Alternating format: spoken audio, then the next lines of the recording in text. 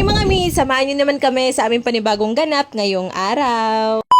After 2 days ng staycation, eto balik realidad na dito sa mga gawain ko sa aming bahay. Ako na nga rin inasikaso itong mga labahin namin. Mga nalabhan ko nga din sa kondo, lalabhan ko na lang ulit kasi medyo nangangamoy panghisya. Dahil na rin siguro nasa isang bag ko lang nilagay yung mga damit ko na nalabhan, pati na rin yung mga damit na ginamit na ng mga bata. Kung ay binabad ko muna itong damit ng mga anak namin. Ako na nga lang di isinalang itong mga bedsheet at kumot namin. Pero napakagaan lang na pakiramdam ko dyan, hindi talaga ako nakakaramdam ng pagod. Pa naman mag-staycation ng 2 araw na halos walang ginawa, kain, tulog lang eh. Mismo rin pala yung pagod ng katawan mo sa kakalinis ng bahay ninyo. Ito, pagkatapos kong makapagsalang ng mga bedsheet namin, kinusot ko na rin agad itong mga damit ng mga bata. Nama ko na nga lang din tong kambal namin sa CR para makusutan ko nga itong damit nila. Hindi pa naman sila naliligo, kaya pagkatapos ko na lang magkusot dyan, ipapaliguan ko na lang din sila. Gusto din naman itong kambal namin na naglalaro sa tubig, kaya ayan, at hinayaan ko na lang din. Para pagkatapos kong makusutan tong mga damit nila at mapaliguan din tong kambal namin, maisalang ko na rin yan agad sa washing machine. Hindi naman kasi mga nanay, napaka madiskarte natin, magawa lang yung mga gawaing bahay na kailangan talaga nating tapusin. Okay, fast forward na rin tayo. Eto't napatulog ko na nga rin tong kambal namin. At diretso na rin ako sa paglilinis dito sa bahay namin. Bahay serye na naman nga ulit tayo mga mi. Yung totoo, sobrang na-miss ko rin talaga tong bahay namin, lalo na linisan. Iba pa rin kasi talaga yung mararamdaman nating comfort kapag nasa sariling bahay tayo. Eto't sinisipag nga ako maglinis dito sa bahay namin. Lagay na nga rin pala ako ng floor cleaner dito sa sahig namin kasi magmamap na rin ako. In fairness din tong vinyl namin ha, 4 months na rin yata siguro din to sa amin, napakaganda pa rin. Lagi nga din ito napapagkamala ng mga bisita namin na nakatiles nga itong sahig namin.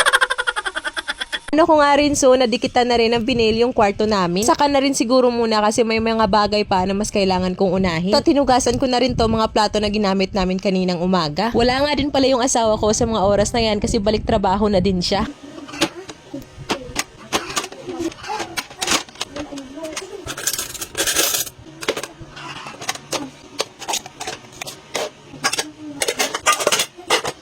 Niligpit ko na rin itong mga damit namin ng mga 4 days na rin yata siguro itong nakasampay. Diyos ko day. Din talaga nagliligpit lang ako ng sinampay kapag ka maisasampay na rin ako.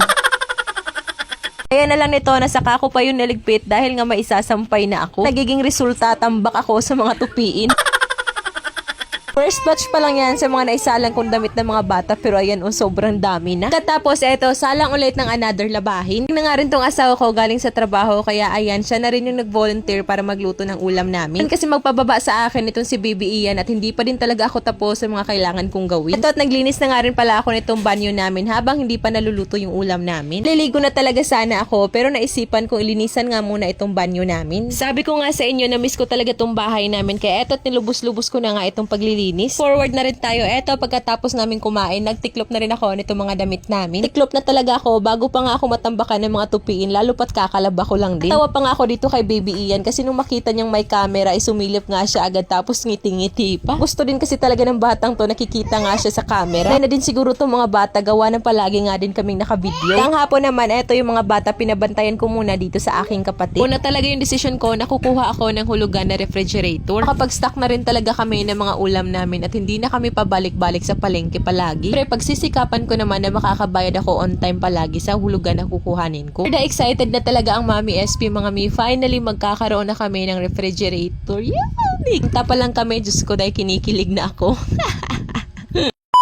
149 pesos lang, meron ka ng 3 antibacterial floor cleaner. Ito na yung ipapalit ko sa Zonrox na violet na ipinanglilinis ko sa aming kusina at sa aming sahig. Napakamura lang din kasi meron ka ng 3 floor cleaner sa halagang 149 pesos. Dami kong magagandang reviews na nababasa dito at pwedeng-pwede nga din daw to para sa kusina natin at sa ating mga lababo. So ayun, at tinesting ko nga talaga muna to bago ko i-promote sa inyo. And in fairness, totoo talaga yung review nila na nakaka-shiny siya ng tiles. Kumikintab na talaga yung tiles namin, tapos yung lababo naman hindi siya nagiiwan ng mga puti-puti. Ito nga, at sinubukan ko rin dito sa sahig namin. At talaga niyan, i-dilute muna sa water, pero sa akin dinirekta ko na kasi matagal-tagal na rin na hindi na ako nakakapag-mop dito sa sahig namin. Dahan pa ng floor cleaner na to, ang bango niya, hindi matapang yung kanyang amoy. Antibacterial na siya, tapos napakamura pa. Try nyo na rin to, mi.